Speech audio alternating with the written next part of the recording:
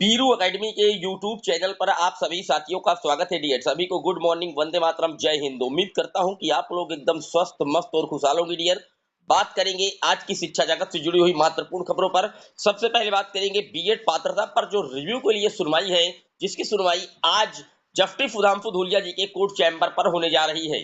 साथ ही साथ बात करेंगे छत्तीसगढ़ में जो बीएड चयनितों ने एसएलपी लगाई थी माननीय सुप्रीम कोर्ट में, उसकी सुनवाई कब होने जा रही है। लेकिन जितने लोग चैनल पर पहली बार जुड़ रहे हैं, सब्सक्राइब करके बेल आइकन को प्रेस कर लीजिए।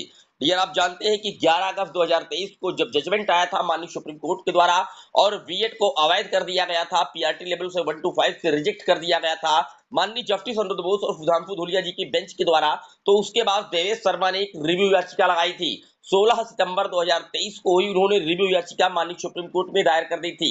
लेकिन उस रिव्यू याचिका की फिलहाल आज सुनवाई होने जा रही है माननीय जस्टिस सुधांशु धूलिया जी के कोर्ट चैम्बर पर। ओपन सुनवाई नहीं हो पाएगी, कोर्ट चैम्बर पर यह फाइल जाएगी और वहीं से यह मामला देखने वाला होगा कि एक्सेप्ट होता है या रिजेक्ट किया जाता है। क्योंकि सुप्रीम कोर्ट ने जब मध्य प्रदेश का क्लैरिफिकेशन से याचिका पहुंची थी, एमपी स्टेट के द्वारा लगाई गई थी एमपी वर्ग 3 में, तो वहां पर सुप्रीम कोर्ट ने उसको एटजिट रिव्यू के रूप में लिया था। ये खुद सुप्रीम कोर्ट ने कहा है और वहां पर पूरे जजमेंट को जस्टिफाई किया गया कि आखिरकार जो 11 अगस्त 2023 के पहले के बीएड के कैंडिडेट चयनित है पीआरटी लेवल में, अगर उनका मामला किसी भी कोर्ट ऑफ लॉ पर चैलेंज नहीं है तो उनको 6 माह का ब्रिज कोर्स कंडक्ट करवा करके उनकी सेवाएं निरंतर जारी रखी जाएगी। ये क्लैरिफाई किया गया था।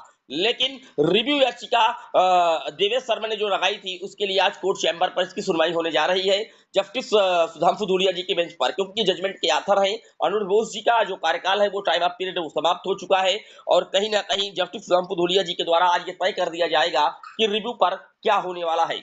बात कर लेते हैं छत्तीसगढ़ के मैटर पर। छत्तीसगढ़, आप जानते हैं कि छत्तीसगढ़ में भी छत्तीसगढ़ राज्य की हाईकोर्ट ने बीएड चयनितों को राहत नहीं दी और वहां पर 6 सप्ताह के अंदर बीएड को बाहर करके और डीएलएड से पूरी सीटों को भरने का आदेश दिया था। और 6 सप्ताह का जो टाइम ऑफ पीरियड है डियर, वो कहीं ना कहीं आप जानते हैं कि यही 15 से 20 मई के आसपास कहीं ना कहीं आ रहा था। फिलहाल अब जो बीएड चयनितों के लिए जो डेटें निकल करके सामने आई हैं, उनकी सुनवाई कम होने जा रही है छत्तीसगढ़ में। मैं आपको बता दूं, दरअसल उसकी सुनवाई आने वाली 13 मई को डेट उसकी भी फिक्स की जा रही है। तो 13 मई को छत्तीसगढ़ राज्य की जो बीएड के चयनित कैंडिडेट है, जिनको बाहर करने का आदेश छत्तीसगढ़ राज्य की हाईकोर्ट के द्वारा दिया गया है, उसकी सुनवाई जो एसएलपी लेकर के गई है बीएड के कैंडिडेट सुप्रीम कोर्ट, उसकी सुनवाई 13 मई को होने जा रही है। और ये भी मामला जस्टिस सुधांशु धूलिया और जस्टिस विक्रमनाथ जी के बेंच पर लगा हुआ है। तो आज का दिन बीएड पात्रता पर रिव्यू के लिए काफी महत्वपूर्ण दिन होगा। जस्टिस सुधांशु धूलिया जी की कोर्ट चैम्बर पर फाइल जाएगी। देखने वाली बात यह होगी कि एक्सेप्ट किया जाता है या मामले को रिजेक्ट किया जाता है। और दूसरा, आने वाली 13 मई को छत्तीसगढ़ राज्य का जो मैटर है, वो डिसाइड होगा माननीय सुप्रीम कोर्ट के द्वारा। क्योंकि 6 सप्ताह का टाइम ऑफ पीरियड दिया गया था बीएड को वहां से बाहर करके और डीएलएड के कैंडिडेटों से पूरी सीटों को भरने का जो आदेश है, वो छत्तीसगढ़ राज्य की हाईकोर्ट के द्वारा दिया गया था। और वहां पर बीएड के कैंडिडेट पहुंचे हैं सुप्रीम कोर्ट और उन्होंने कहा है कि हमकी नियुक्ति पत्र मिल चुकी है और हमको राहत दी जाए, इस तरीके की जो याचिकाएं हैं वो लेकर के पहुंचे हैं। लेकिन छत्तीसगढ़ राज्य में बीएड के लिए किसी भी प्रकार के राहत की उम्मीद कम है। क्यों? क्योंकि वहां पर जो नियुक्ति पत्र मिला है वो 11 अगस्त 2023 के बाद है और सितंबर में वहां पर नियुक्ति पत्र वितरित किया गया है। उम्मीद करता हूं कि डाउट क्लियर हुआ होगा। कोई सवाल आपका रह गया है, कमेंट बॉक्स में मेंशन कर दीजिएगा।